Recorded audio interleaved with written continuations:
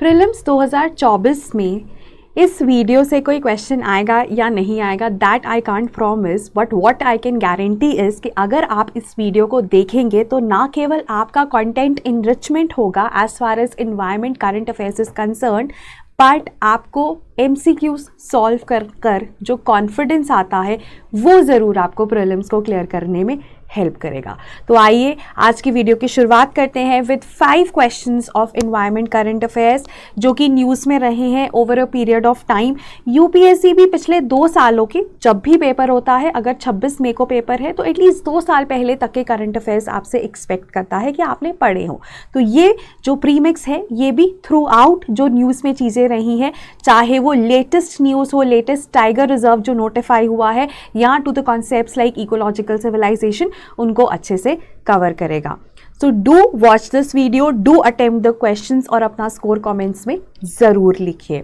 शुरू करने से पहले एक छोटी सी अनाउंसमेंट है, अगर आप 2024 को एम कर रहे हैं तो हमारा प्रीलिम्स क्रैश कोर्स आ चुका है। क्लासेस एंड ऑफ अक्टूबर में स्टार्ट होंगी, लाइव रहेगा ये, और इसको हम संभव कहते हैं because it has actually made possible for a lot of aspirants जिनका पहले प्री नहीं क्लियर हो रहा था, उनको प्री क्लियर करने में इस कोर्स ने काफ़ी ज़्यादा हेल्प करी है। तो अगर आपको लगता है कि आप भी प्रीलिम्स के लिए अंडर प्रिपेयर्ड हो या सही गाइडेंस नहीं है आपके पास, so do consider joining this course. और अभी 10th of October तक इस पर 20% ऑफ भी चल रहा है, so a good time to enrol. Then we also have a Telegram group dedicated for prelims. इस वीडियो का PDF आपको इस चैनल पे मिल जाएगा, लिंक आपको डिस्क्रिप्शन में मिलेगा। दूसरी चीज़ है कि इसमें रोज़ 5 क्वेश्चंस शेयर होते हैं जिनको अटेम्प्ट करके आप फर्दर अपने जो प्रीलिम्स की तैयारी है उसको और बेटर कर सकते हैं। इसका लिंक आपको डिस्क्रिप्शन में मिल जाएगा। नेक्स्ट है हमारे पास questions, the main part of the video. अब ये जो क्वेश्चन है ना, ये है टाइगर रिजर्व्स के ऊपर। अब देखिए, टाइगर रिजर्व्स बहुत बार पेपर में आए हैं, मतलब आप ये लगा लीजिए कि आते रहते हैं डिफरेंट फॉर्म्स में। तो हमारे लिए टाइगर रिजर्व्स पढ़ना, जो न्यूज़ में रहते हैं उनको पढ़ना, नए नोटिफाई किए जाते हैं उनके बारे में जानना बहुत ज़रूरी है। सो लेटली वीरांगना दुर्गावती टाइगर रिजर्व नोटिफाई हुआ है। सबसे पहले आपको ये जानना है कि ये जो नया टाइगर रिजर्व नोटिफाई हुआ है ये कौन सी स्टेट में है। तो 4 ऑप्शंस हैं, Madhya Pradesh, Chhattisgarh, Rajasthan, Gujarat. So it is the latest tiger reserve to be notified. It is the 55th tiger reserve to be notified. पहले 53 थे, फिर धौलपुर करौली राजस्थान में नोटिफाई हुआ, और अभी लास्ट कुछ दिनों में ये वीरांगना दुर्गावती टाइगर रिजर्व भी नोटिफाई हुआ है। तो ये कहाँ पे नोटिफाई हुआ है? ये मध्य प्रदेश में नोटिफाई हुआ है।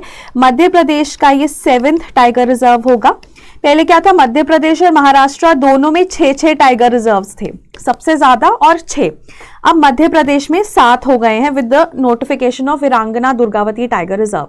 जैसे कि मैंने आपको बताया, Dholpur Karauli 54th tiger reserve था, नोटिफाइड इन राजस्थान, जो कि राजस्थान का 5th टाइगर रिजर्व है।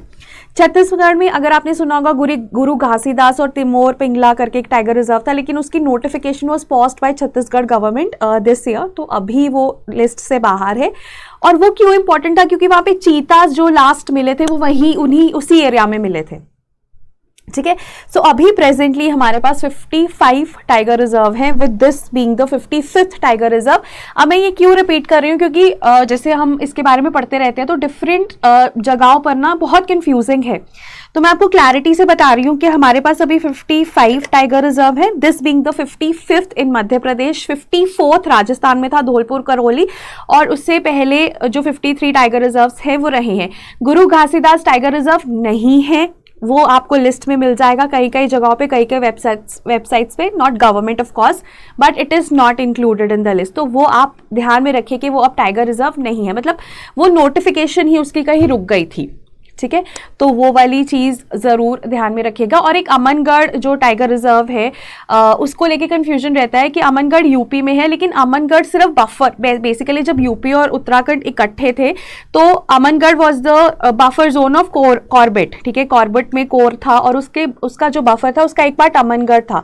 फिर जब यूपी और उत्तराखंड का वो हो गया, बंटवारा हो गया, मतलब सेपरेट स्टेट्स बन गए, तो कोर एरिया उत्तराखंड में चला गया कॉर्बेट, और सिर्फ बफर रह गया यूपी में। में, तो अभी वो बफर तो है ही, लेकिन हम उसको टाइगर रिजर्व नहीं कह सकते, तो कई कई जगह पे उसको भी टाइगर रिजर्व कंसिडर किया हुआ है, तो वो गलत है। ठीक है, सो इस नंबर का जरूर ध्यान रखिए। उसके बाद जैसे मैंने आपको बताया, Madhya Pradesh maximum tiger reserves, maximum number of tigers, so इस वजह से इसका जो औहदा है टाइगर स्टेट का वो भी बरकरार है। पिछले जो 6 टाइगर रिजर्व्स है वो है कान्हा, बांधवगढ़, सतपुरा, पेंच, पन्ना एंड संजय डूबरी। अगर आप इसके बारे में और डिटेल में जानना चाहते हैं तो एमपी के प्रोटेक्टेड एरियाज पे मैंने एक वीडियो बनाया है सेपरेटली, आप उसे भी देख सकते हैं। Then this is from down to earth, this question recent ही है ये, कि एक ना newly species of fish has been discovered, और वो ना कलर चेंज करती है लाइक कमेलियन, गिरगिट है ना, तो वो कहाँ से डिस्कवर हुई है? असम, नागालैंड, अरुणाचल प्रदेश या नन ऑफ द अबव। तो अगेन आपने अगर पढ़ा है इसके बारे में तो आपको पता होगा, अदरवाइज गेस करना थोड़ा रिस्की प्रोपोजिशन हो सकता है एग्जाम में, अभी जरूर गेस कीजिएगा।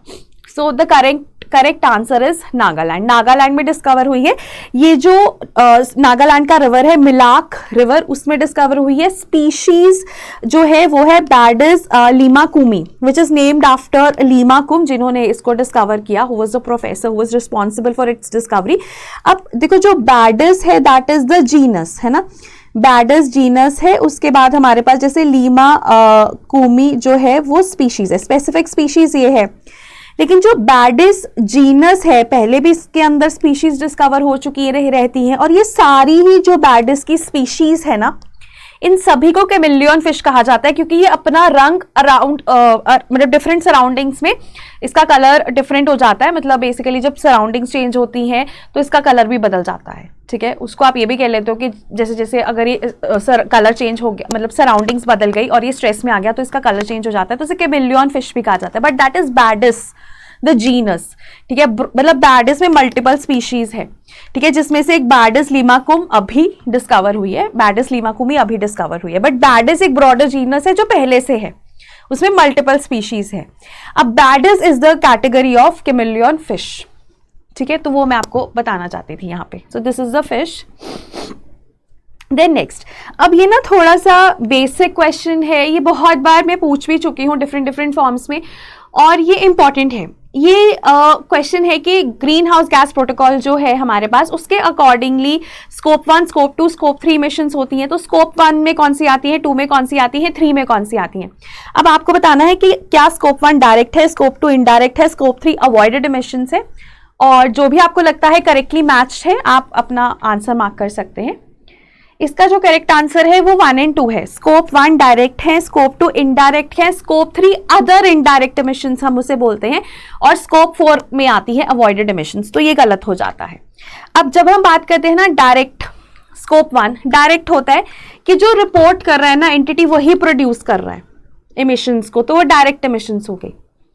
ठीक है, अब उसके बाद जो इनडायरेक्ट होती है ना, इनडायरेक्ट होता है कि अब रिपोर्टिंग एंटिटी जो है वहां पे इमिशंस नहीं प्रोड्यूस हो रही, वहां पे लेट्स से आप इलेक्ट्रिसिटी यूज कर रहे हो, जैसे हम स्लीपी क्लासेस में इलेक्ट्रिसिटी प्रोड्यूस कर रहे हैं। अब स्लीपी क्लासेस की हमने इमिशंस को डॉक्यूमेंट करना है, तो इलेक्ट्रिसिटी स्लीपी क्लासेस पे तो नहीं प्रोड्यूस हो रही, वो तो कहीं और प्रोड्यूस हो रही है, लेकिन उसको यूज स्लीपी क्लासेस कर रहा है। So it is actually the emissions that are a consequence of activity of the reporting entity but occur at sources owned और कंट्रोल्ड बाय अनदर एंटिटी, कि वो हम यूज कर रहे हैं तभी वो एमिशंस हो रही है, लेकिन हम उसे प्रोड्यूस नहीं कर रहे, तो वो इनडायरेक्ट हो जाती हैं। ठीक है, तो स्कोप 1 में डायरेक्ट आती है, स्कोप 2 में इनडायरेक्ट आती हैं, जैसे कि परचेस्ड इलेक्ट्रिसिटी, हीट या स्टीम की वजह से जो इमिशन होती हैं वो स्कोप 2 में आती हैं।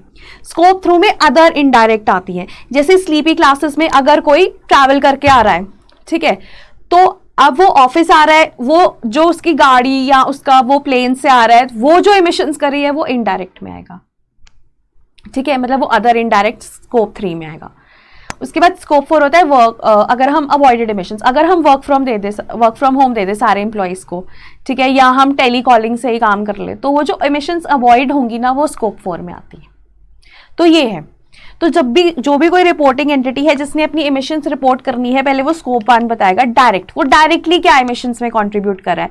फिर जो इसने स्कोप 2 में होगा, जो इसने इलेक्ट्रिसिटी या हीट परचेज करी है उसकी वजह से जो इमिशंस हो रही हैं वो स्कोप 2 में इनडायरेक्ट में आएंगी। बाकी जितनी इनडायरेक्ट है वो स्कोप 3 में आएंगी, स्कोप 4 में आएंगी अवॉइडेड इमिशंस, जो हम अवॉइड करते हैं by virtue of our working, let's say work from home और टेली कॉन्फ्रेंसिंग। ठीक है, टेली कॉन्फ्रेंसिंग में किसी को आने की ज़रूरत नहीं है ना, ठीक है, मेरे को यहाँ पे एसी चलाने की ज़रूरत नहीं है, राइट, जहाँ पे मैं आ रही हूँ वहाँ पे मुझे हॉल लाइट कुछ ज़रूरत नहीं है, मैं अपने घर पे कहीं पे बाहर बैठ के टेली कॉन्फ्रेंसिंग में कॉल कर रही हूँ, है ना, तो वो अवॉइडेड इमिशंस है। नेक्स्ट क्वेश्चन है इकोलॉजिकल सिविलाइजेशन का। अब इस पे 2 स्टेटमेंट्स आपको दी हैं, आपको बताना है कौन सी सही है। पहली है, it is one of in which human communities are designed to promote the overall well-being of people and planet. It considers nature to be part of life rather than something that can be exploited without restraint. अब ना fancy सा word है ecological civilisation, ठीक है, Xi Jinping जो Chinese president थे उन्होंने बहुत यूज़ किया है ये वर्ड, ठीक है, दिया मॉस्को में किसी साइंटिस्ट ने था बहुत पहले, ठीक है। तो अब अगर आप देखोगे जो दोनों स्टेटमेंट्स दी हुई हैं, अगर आपने नहीं भी पढ़ा इसके बारे में तो भी आप गेस कर सकते हो कि इसका आंसर सी ही होगा, क्योंकि दोनों सही लग रही हैं। अब ना है भी इकोलॉजिकल सिविलाइजेशन का कॉन्सेप्ट ना इस लाइन पे बेस्ड है कि अब आप ना ऐसा समझो कि हमें जो सिविलाइजेशन बिल्ड करनी है उसमें प्लैनेट और पीपल दोनों का फायदा हो, दोनों की वेलबींग हो, ठीक है। और उसके लिए ऐसा माना जाता है कि अगर हमें इन सब चीज़ जो अभी हम क्लाइमेट चेंज की वजह से डिस्ट्रप्शन हो रही है या जो सोशल इनजस्टिसेस हो रहे हैं, अगर हमें उन्हें कम करना है तो हमें एक और सिविलाइजेशन चाहिए होगी, ठीक है। उसको हम इकोलॉजिकल सिविलाइजेशन कहेंगे, जो लोगों के वेलबींग पे बेस्ड है, जो प्लैनेट के वेलबींग पे बेस्ड है, मतलब जो सस्टेनेबल प्रैक्टिसेस यूज होती हैं जहाँ पे, ठीक है, और सोशल इनजस्टिसेस भी नहीं है। That is the ecological civilization. It is also related to the concept of organic Marxism. जैसे मार्क्सिज्म है ना वो मना करता है ना कैपिटलिज्म के अगेंस्ट है ना, ऑल ऑफ दैट है ना, वो मार्क्सिज्म होता है। तो जब हम मार्क्सिज्म को इन्वायरमेंट या इकोलॉजिकल सस्टेनेबिलिटी के साथ जोड़ देते हैं ना तो उसको ऑर्गेनिक मार्क्सिज्म कहते हैं। तो इकोलॉजिकल सिविलाइजेशन और organic Marxism are somehow related. बाकी अगर आपको कुछ और पता है ऑर्गेनिक मार्क्सिज्म के बारे में तो आप प्लीज कमेंट्स में मुझे जरूर बताइएगा, I would love to know that and comment upon it, right. Then last question is very very simple, और अगर आप पेपर दे रहे हैं और आपको ये क्वेश्चन नहीं आता तो you should actually doubt your preparation, ठीक है। PYQB है ये, प्रोसोपिस जूलीफ्लोरा क्यों न्यूज में रहता है, बहुत बार हम पढ़ते हैं इससे, बहुत आर्टिकल्स में ये आता रहता है, क्यों न्यूज में रहता है। Its extract is widely used in cosmetics. It's tend to reduce the biodiversity in the area in which it grows. Its extract is used in the synthesis of pesticides. None of these. PYQ था ये, तो इसका जो answer है वो है B, invasive alien species है Prosopis जूलीफ्लोरा। अब इंडिया में एलियन है तो कहीं पे तो नेटिव होगा, कहाँ से आया है ये, साउथ अमेरिका, सेंट्रल अमेरिका से। ट्रॉपिकल अमेरिकाज का नेटिव है, इंडिया में इन्वेजिव एलियन स्पीशीज है। और इसको ना कॉमनली विलायती किक्कड़, सिमाए कारुवेलम भी कहते हैं।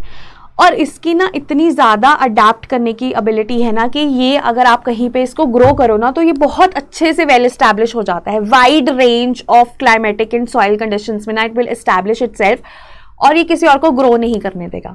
अब ना इसको सबसे पहले इंट्रोड्यूस किया गया था बन्नी ग्रासलैंड्स में, जो कि ना गुजरात में है। वहाँ पे ना पेड़ बहुत कम थे, तो सबको लगाया, जिन्होंने भी इसको इंट्रोड्यूस किया होगा उन्हें लगा कि हम पेड़ लगाते हैं तो ये बहुत आसानी से ग्रो कर जाता है ना, तो इन्हें लगा कि ये लगाते थे, विलायती किक्कड़ लगाते थे। अब ये था एलियन स्पीशीज और था इन्वेजिव, इसने सारे half of the Banni grasslands को ना इंक्रोच कर लिया है, ठीक है, और ज्यादा प्रॉब्लम बढ़ गई है।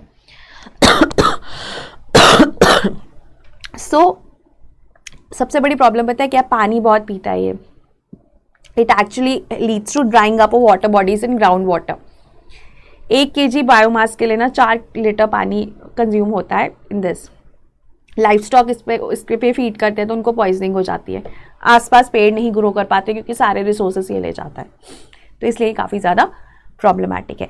और भी हम पढ़ते हैं इन्वेजिव एलियन स्पीशीज़ के बारे में, अगर आपको याद हो तो आप उन्हें भी ज़रूर कमेंट्स में लिखिए। जैसे लैंटाना कमारा के बारे में आपने पढ़ा होगा, there are various species, right, 2 और 3 इन द कमेंट्स, राइट।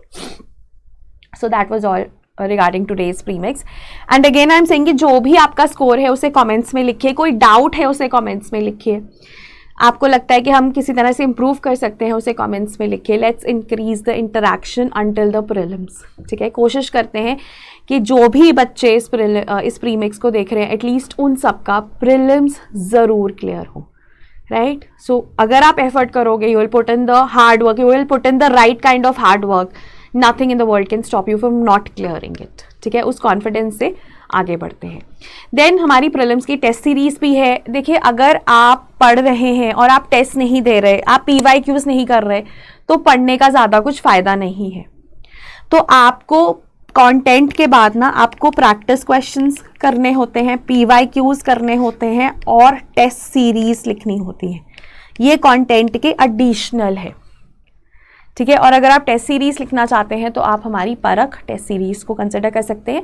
किसी भी कोर्स के बारे में कोई भी क्वेरी है, you can call at our toll free number 1800890343 and we will be happy to assist you in whichever form that you want.